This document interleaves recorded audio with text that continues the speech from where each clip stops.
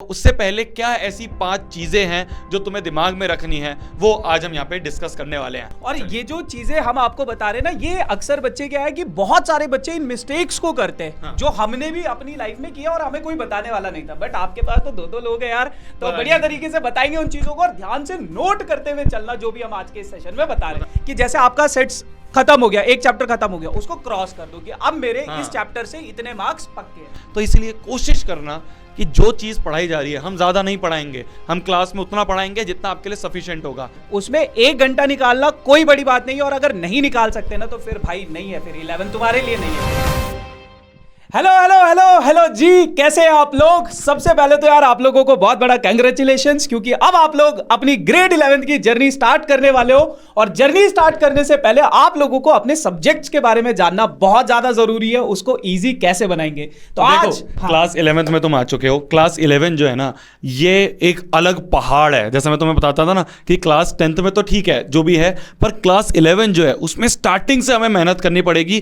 Class 11th की specially maths अगर मैं बात करूं तो मजेदार भी है, मजा भी आएगा पढ़ने में, पर साथ साथ में हमें स्टार्टिंग से मेहनत करनी पड़ेगी। तो तुम शुरू करने वाले हो, उससे पहले क्या ऐसी 5 चीजें हैं जो तुम्हें दिमाग में रखनी है, वो आज हम यहां पे डिस्कस करने वाले हैं। मेरे को तो तुम जानती हो, शोभित भैया आपके साथ में मेरे साथ 11th के महानायक कुलदीप सर भी हैं, तो हम दोनों मिलकर आपको मैथ्स पढ़ा रहे होंगे, आपको पता ही है। तो उससे पहले हम यही चाह रहे हैं कि यार स्टार्ट कर दें, पर स्टार्ट करने से पहले एक वार्म अप हो जाए। तो उस वार्म अप के लिए क्या क्या चीजें दिमाग में रखनी है वो हम आप पे बताते हैं। और ये जो चीजें हम आपको बता रहे हैं ना, ये अक्सर बच्चे क्या है कि बहुत सारे बच्चे इन मिस्टेक्स को करते हैं। हाँ। जो हमने भी अपनी लाइफ में किया और हमें कोई बताने वाला नहीं था, बट आपके पास तो दो लोग हैं यार, तो बढ़िया तरीके से बताएंगे उन चीजों को। और ध्यान से नोट करते हुए चलना जो भी हम आज के इस सेशन में बता रहे हैं, है ना। पहला point, write down your chapters. बताइए बताइए। तो सबसे पहले आप लोगों को क्या करना है, आप लोग अपना एक पेज लो, पेपर लो, उस पेपर पे आपके जितने भी चैप्टर्स है उन सभी चैप्टर्स को अपने हाथों से लिखो। ये नहीं कि दिमाग में बिठा लिया, अच्छा ठीक है ये चैप्टर्स है मैंने ना? तुम्हें बताया ना कि चीजों को ना, दिमाग में तो हमारे 100 थॉट्स होते हैं, 1000 थॉट्स होते हैं, पर हम उसी चीज को अचीव कर पाते हैं जो हम अपने हाथ से लिखते हैं। तो सारे चैप्टर जितने भी क्लास 11th के तुम्हारे मैथ्स के ना, आपने एक वीडियो बनाई है वेटेज वाली। तो मैंने एक वीडियो भी बनाई है सिलेबस ओवरव्यू का, तो उसमें क्या है कि मैंने सारे चैप्टर्स भी बताया और उसके अलावा उन चैप्टर्स का वेटेज भी कितना है, बताया। तो आपको वो भी नोट डाउन कर लेना है। और फिर क्या करना है कि जैसे आपका सेट्स खत्म हो गया, एक चैप्टर खत्म हो गया, उसको क्रॉस कर दो कि अब मेरे इस चैप्टर से इतने मार्क्स पक्के हैं। देखो है ना? जैसे कि मान लो यहाँ पे अपने पेन चल जाएगा, नहीं चलेगा? चलेगा चलेगा, क्यों नहीं चलेगा? एक सेकंड अपन आगे आगे आगे आगे आगे पेन आ गया ना। ये हाँ चलो।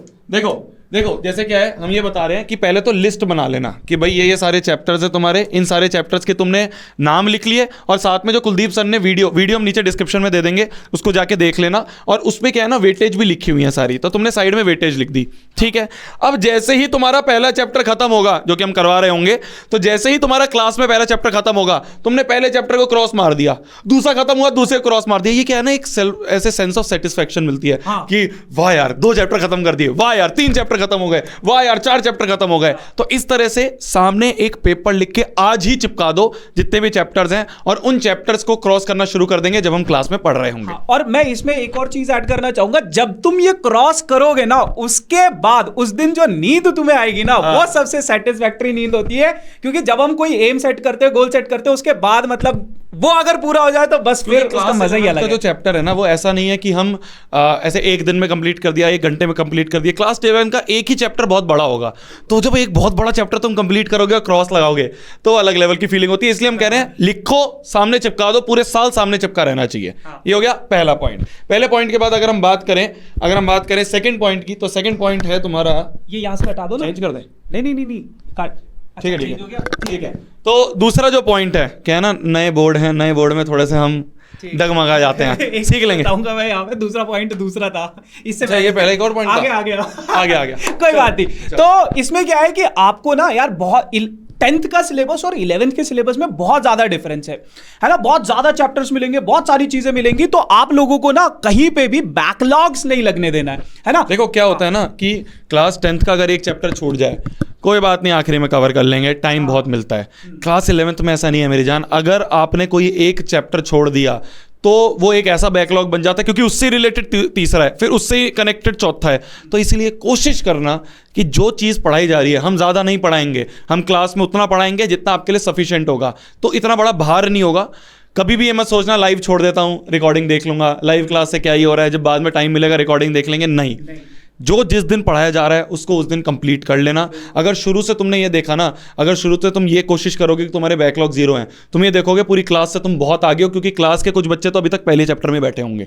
तो इस चीज़ को ध्यान रखना कि पहले ही दिन से कंसिस्टेंट रहना है, जो यहाँ पे दोनों मास्टर बता रहे हैं उसको अच्छे से फॉलो करना है। बिल्कुल। और यार मतलब बहुत सारे बच्चों का ऐसा होता है कि सर मतलब कई बार हम ऐसे फंस गए वैसे फंस गए। कुछ नहीं भाई, 24 घंटे होते हैं एक दिन में। सही बात है। उसमें 1 घंटा निकालना कोई बड़ी बात नहीं है, और अगर नहीं निकाल सकते ना तो फिर भाई नहीं है, फिर 11 तुम्हारे लिए नहीं है फिर, है ना। 1 घंटा कोई बड़ी बात नहीं है निकालना, है निकाल ना? लोगे। हाँ। और हम साथ में पढ़ाएंगे, मजे से पढ़ाएंगे तो बिल्कुल निकालोगे। बिल्कुल। Next point, right. ये तो वापस आ गए। हाँ ठीक है। अब देखो, ये बहुत इंपॉर्टेंट पॉइंट है, बहुत ज्यादा इंपॉर्टेंट पॉइंट है। इसमें हम थोड़ा सा तुम्हें ना आगे जो हम प्रारंभ में पढ़ाने वाले हैं उसका थोड़ा सा रिवील कर रहे हैं। क्या रिवील हम कर रहे हैं? रिवील हम ये कर रहे हैं कि देखो मेरी जान, हम ना क्लास में तुम्हें 3 चीजें करवा रहे होंगे। ये 3 कॉपीज क्यों लिखी है? पहली चीज जो है वो है तुम्हारा क्लास नोट्स। पहली चीज है तुम्हारा क्लास नोट्स। क्लास नोट्स मतलब जो क्लास में पढ़ाया जा रहा है वो हमारे क्लास नोट्स तुम्हारी एक कॉपी बन जाएगी, तो उसकी हो गई एक कॉपी। दूसरी चीज, हम तुम्हें ना हर चैप्टर की एक मॉड्यूल दे रहे होंगे, ठीक है। उस मॉड्यूल का एक स्पेशल नाम होगा, वो क्लास में रिवील करेंगे। तो एक मॉड्यूल होगी, उस मॉड्यूल में क्या होगा ना, उस चैप्टर से रिलेटेड सारे इंपॉर्टेंट क्वेश्चन, एक बुकलेट मिल जाएगी। तो उस बुकलेट को हम होमवर्क दिया करेंगे क्लास में, उसकी अलग कॉपी बनाना, खिचड़ी मत बनाना। क्लास नोट्स की अलग नोटबुक, मॉड्यूल के जो होमवर्क मिल रहे हैं उसको एक अलग नोटबुक में करेंगे। तीसरा, जो रेगुलर हम डीपीपीस देंगे तुम्हें, उसको अलग नोटबुक में करना है। तो ये 3 अलग नोटबुक तुम्हारी बननी चाहिए। बिल्कुल। तो जैसे ये क्लास का नोट्स है जो हमने क्लास में कराया, उसका 7 के 7 नोट्स बनाने। फिर उसके बाद सेकंड स्टेप है डीपीपी का, जो तुम्हें जैसी क्लास खत्म होगी उसके बाद वो क्वेश्चंस करने।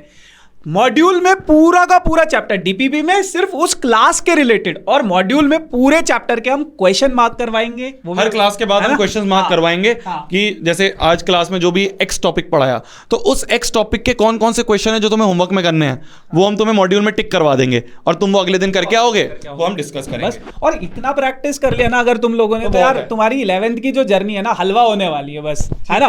तो अगला जो पॉइंट है तुम्हारे पास, कॉपीज बना लेना, आज ही बना लो। तीनों कॉपीज में अपना नाम लिख लो, ठीक है। दोनों मास्टरों का नाम लिख लो कि ये मेरे को पूरा मैथ्स पढ़ाने वाले हैं, और तीनों पे लिख लो ये क्लास नोट्स है, ये डीपीपी है, और ये मॉड्यूल की कॉपी है, ठीक है। और एक गलती बच्चे ये करते हैं सर कि सोचते हैं कि ना क्लास के टाइम पे मैं रफ में लिख लेता हूँ, क्लास के बाद में सजा के लिख लूंगा। 11th में ऐसा नहीं होगा, क्योंकि 11th यार अभी आप देखोगे ना, जब आप उसको देखोगे तो आपको 1 महीने बाद ऐसा भी लगेगा कि अरे भाई ये क्या अलग दुनिया में आ गया मैं। मतलब कॉपियां भरेंगी अब। हाँ, अब एक कॉपी से पूरा साल नहीं चलने वाला, अब कॉपियां भरेंगी। तो एक कॉपी में खिचड़ी नहीं बनानी है उसको, ठीक है। अगला पॉइंट है मेथड ऑफ रिवीजन। देखो एक मुझे ऐसा लगता है कि जैसे जैसे आप अपनी जर्नी में आगे जाते हो ना, तो आपका क्या होता है, पीछे की चीजें आप गोल होते जाते हो, है ना, भूलते जाते हो। तो एक प्रॉपर रिवीजन का होना बहुत जरूरी है। जैसे आपके शोभित सर भी बहुत बार कहते हैं कि जिस दिन जो पढ़ाया है उसको उसी टाइम में रिवाइज कर लो, 1 घंटे बाद, आधे घंटे बाद, जितना जल्दी आप रिवाइज कर सकते हो। एक तो उस टाइम पे रिवाइज कर लो, और दूसरा अगले दिन जब आपका दूसरा क्लास है उससे पहले एक बारी उसको फिर दोबारा से रिवाइज कर लो, है ना। सिंपल है, 2 स्टेप में रिवीजन रखो। एक तो क्लास खत्म होते ही आधे घंटे का गैप लिया आपने, थोड़ा सा आराम कर लिया, फिर एक बार बिना देखे सारे क्वेश्चन करे रख दिया, सो जाओ। अगले दिन जब तुम उठ रहे हो उसके बाद जैसे तुम्हें टाइम मिल जाए पिछली क्लास से पहले, तो एक बार वापस से उन सारे क्वेश्चंस को देख लो। उससे क्या होगा ना, एक तो 2 बार रिवीजन हो गया, दिमाग में बैठ गया।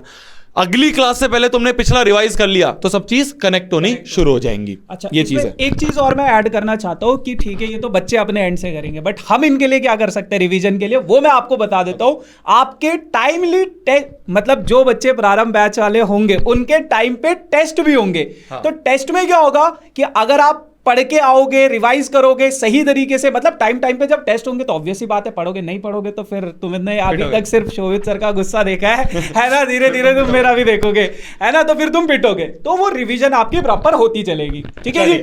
लास्ट बट नॉट लीस्ट, यहाँ पे जो 2 टीचर्स हैं तुम्हारे सामने, ये टीचर जो हैं इन पे ट्रस्ट करना है, ठीक है। मैं तुम्हें बिल्कुल फ्रैंकली बता रहा हूँ, ये होता है, हर साल होता है। बच्चे कहते हैं, कंपेयर करते हैं, वहाँ मास्टर सर ये पढ़ा रहा है, आप ये पढ़ा रहे हो, सर मेरा दोस्त है वो तो उस कोचिंग में पढ़ता है, वहाँ पे तो ये हो रहा है। तू यहाँ पे है ना, तू नेक्स्ट टॉपर्स में है ना, तू प्रारंभ में है ना, तू क्यों टेंशन ले रहा है? जितना हो सकेगा उतना बेस्ट हम तेरे को पढ़ाएंगे, वो पढ़ा देंगे जो एग्जाम में आएगा। इतनी बात की हम गारंटी दे रहे हैं। तो इसलिए मत सोचना, ये मत सोचना कि यार सर फोमो हो रहा है, सर वो टीचर तो सर और भारी क्वेश्चंस करवाता है। अरे भारी क्वेश्चंस करवाना इंपॉर्टेंट नहीं है, इंपॉर्टेंट ये है कि जो एग्जाम में आ रहा है वो करवाओ। तो हम दोनों इसी चीज में, हम दोनों आज से ही बैठ चुके हैं, ठीक है, आज तो नहीं, बहुत पहले से बैठ चुके हैं। हाँ, हम दोनों बहुत टाइम से लगे हुए हैं, तुम्हारे सारी पीपीटीज वगैरह हो गई, सारे लेक्चर्स हो गए, उन सब पे काम करने में। तो इसलिए उस चीज़ पे विश्वास रखना, ट्रस्ट रखना। बीच बीच में तुम्हें ऐसा लगेगा कि यार शायद समझ नहीं आ रहा, क्योंकि मैथमेटिक्स में सर ऐसा होता है कि नहीं समझ में आता। बस ये याद रखना कि कुलदीप सर और शोभित सर हैं, वो संभाल लेंगे। हाँ, और अगर आपने ये फेथ रखा ना, और जिस दिन आप अपना एग्जाम लिखने जाओगे तो ये हमारी गारंटी है कि उसमें जितने भी सवाल होंगे वो आपसे बनने लगेंगे। आपको मतलब चाहे वो हमने नहीं भी करवाया होगा, बट उसका कॉन्सेप्ट इतना स्ट्रांग आपका हो जाएगा ना कि आपसे वो जरूर बनेगा। तो 11वीं मुश्किल है, मानते हैं मुश्किल है, पर अगर मैथ्स में शोभित सर और कुलदीप सर हैं, सब आसान है। ठीक है तो बस यही था। मिलते हैं डायरेक्टली 14 तारीख को, तुम्हारी पहली क्लास है, पहली क्लास में मिलते हैं। उसके बाद अपन पूरे साल मेहनत करेंगे। So thank you so much guys, bye bye.